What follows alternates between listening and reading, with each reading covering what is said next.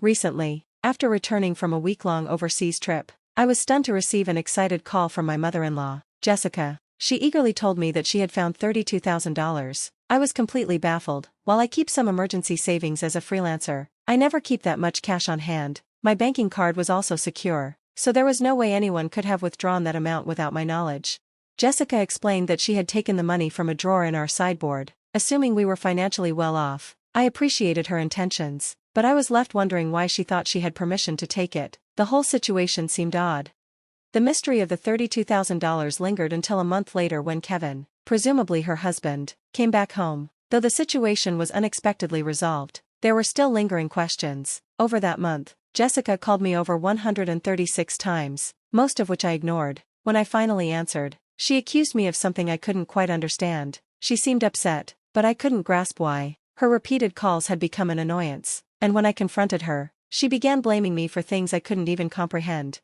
This ongoing confusion and the accusations she leveled only deepened the complexity of our interactions, leaving me to navigate a web of misunderstandings alongside the surprise discovery of the money. As I listened to Jessica's voice over the phone, I realized she was speaking to Lisa, a 33-year-old freelance jewelry designer. Lisa had shared her personal dreams and struggles with me, particularly her strong desire to have children, something difficult to balance with her demanding career.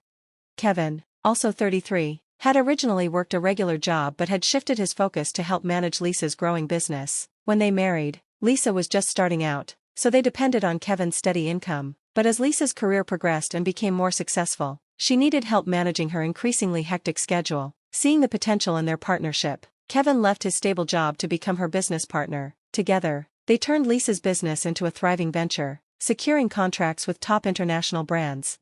However, despite their professional success, they faced challenges, especially with Jessica, who lived alone in the family home. She had a distorted view of their lifestyle, believing they were living in luxury and constantly attending lavish parties and dinners with corporate elites. While these events were part of Lisa's professional duties, Jessica viewed them as mere indulgent leisure. Her misunderstanding extended to their finances as well. She frequently asked Lisa and Kevin for money to host her own social gatherings, assuming their luxurious lifestyle made them more than capable of funding her desires. This created tension, as Lisa and Kevin tried to navigate their growing success while managing Jessica's frequent financial requests and expectations.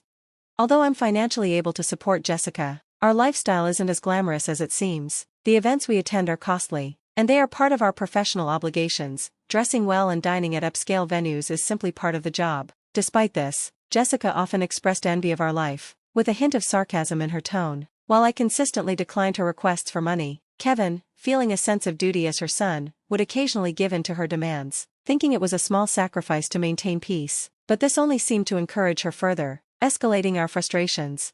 Recently, Jessica visited us and insisted that Kevin buy her a lavish new dress for an upcoming social event. We suggested a more reasonable three-piece suit, but she was adamant about having a luxurious dress to match the grandeur she envisioned for the occasion. She even demanded a matching handbag, expecting us to cover that expense as well. To manage these constant financial requests more efficiently, Kevin decided to set up a credit card in Jessica's name, instructing her to use it for her personal expenses. At first, she overspent, and Kevin had to rein her in. He then made it clear that she needed to consult him before making any significant purchases. This system was meant to give her some autonomy while keeping her spending in check, helping us balance her desires with our financial realities.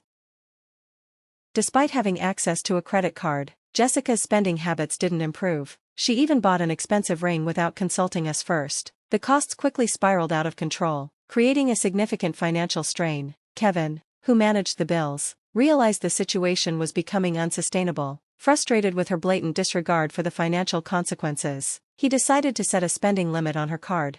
When Jessica found out she couldn't cover her latest shopping spree due to the new limit, she was furious. She stormed into our house, upset and questioning the fairness of the restriction. She argued that her desire for luxury and enjoyment wasn't much different from our need to attend high-end events as part of our work. We tried to explain that our appearances at product launches and parties were necessary for our business, often taking place in extravagant settings. However, Jessica saw it as nothing more than indulgence, unable to grasp the professional obligations behind these events.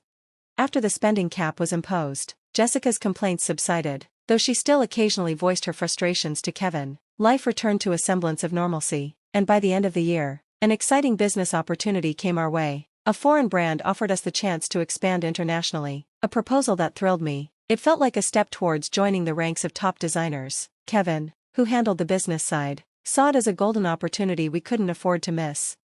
Even with this exciting development ahead, Kevin and I were concerned about how Jessica would react, given her history of extravagant spending. When we shared the news of our potential overseas expansion, her response was just as we feared. She accused us of planning to live luxuriously abroad under the pretense of work, and she voiced concerns that we might relocate permanently. I reassured her that we'd return once things settled overseas, but she remained anxious about being left behind. The ongoing debates about our plans were exhausting for both Kevin and me. Realizing we couldn't take her with us but wanting to ease her anxiety, Kevin, worn out by the constant arguments, suggested a different solution. He proposed sending her on a week-long vacation. Jessica, torn between being somewhat pleased and still skeptical, agreed to this compromise. Kevin offered to cover her flight and hotel costs, hoping this would bring some peace. However, the calm didn't last long. A few days later, while Kevin was busy with overseas arrangements, Jessica showed up at our house with another request. She wanted extra money to shop during her trip. When I asked about the credit card Kevin had given her, she reluctantly admitted that he had taken it back, concerned she might misuse it due to fluctuating. I was stunned when Jessica mentioned a sum of money I had no recollection of setting aside. The conversation quickly took an unexpected turn. While I knew I had savings in my account for business emergencies, it was impossible for Jessica to have withdrawn any of it without my consent. Then, with a casual tone, she revealed she had found $332,000 in a drawer in our house's sideboard. My mind raced. Keeping such a large sum of cash at home was completely out of the question for us. I immediately informed Jessica that if she had taken money from our house without permission, it was theft, regardless of her being family. I emphasized the seriousness of the situation, especially if that money had been set aside for an important business deal. Throughout her trip, there had been no disruptions in our business dealings, which made her claim even more suspicious. Jessica, however, seemed completely unbothered by the gravity of the situation. She admitted to using the money as though it were no big deal, expecting that simply telling me would settle everything. I pointed out that taking money without permission was not only unethical but also illegal. She defensively argued that, given our lavish lifestyle, she saw no harm in sharing in it a little, almost as if she were doing us a favor. This reasoning only deepened my concerns about her lack of boundaries and understanding of responsibility. Jessica's casual attitude toward her actions left me shaken. Despite taking the money without asking, she seemed unconcerned about the consequences. She insisted I would speak with Kevin when he returned, confident that, as her son, he would understand. She even made a dismissive comment that $32,000 wasn't much to him. I agreed to pass her message on, but I was deeply unsettled by her lack of awareness. As I ended the call, she casually thanked me and asked me to send her regards to Kevin. Confused about the $32,000 in cash, I confronted Kevin that evening. He explained that he had withdrawn the money 12 days earlier for an urgent payment that required cash. I was shocked he had kept such a large sum in a drawer. Considering the obvious security risks, Kevin seemed uneasy when he asked if I knew anything about the money. Earlier that day, Jessica had called, gleefully thanking us for the $32,000 and mentioning how much fun she had spending it. It was only then that I realized the money did indeed belong to Kevin. However, we still had no idea why such a large amount had been withdrawn.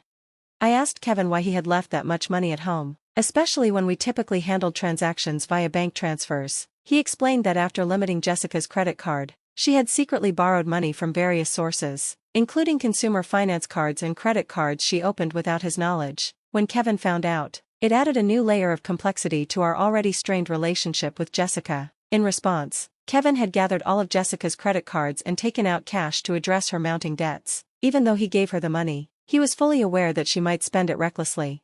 This revelation helped clarify some aspects of the situation, but the reasons behind Jessica's actions remained unclear. I was inclined to handle the repayment of her debts through direct bank transfers, as this would be more straightforward and traceable. However, Kevin preferred to avoid leaving too many records in our bank accounts, fearing it could jeopardize trust with our business partners. So, he chose to withdraw cash and deal with the payments personally. Supporting Jessica's overseas trip was also a gesture of goodwill, acknowledging that, once we moved abroad, we wouldn't be as available to her as we had been.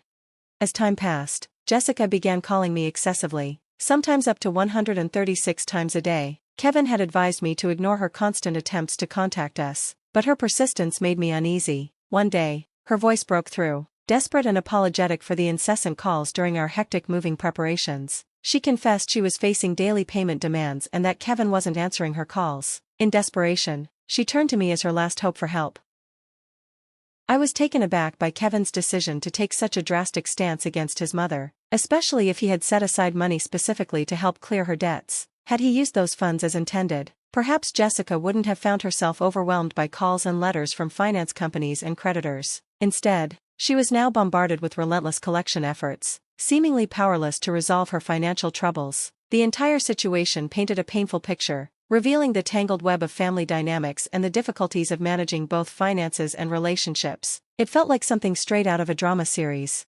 When Jessica called, pleading for help and insisting it was her son's duty to assist her, I couldn't help but feel the weight of her distress. I mentioned her pleas to Kevin when he came home, but his response was unexpectedly cold. He bluntly dismissed her, pointing out that Jessica had squandered her chances and had brought this situation upon herself. Following his lead, and despite my own desire to offer support, I decided to block Jessica's number. She was his mother, and if he chose to distance himself, there was little I could do to change that. As the day of our overseas move drew nearer, surrounded by boxes in our cluttered home, a deep sense of helplessness washed over me regarding Jessica.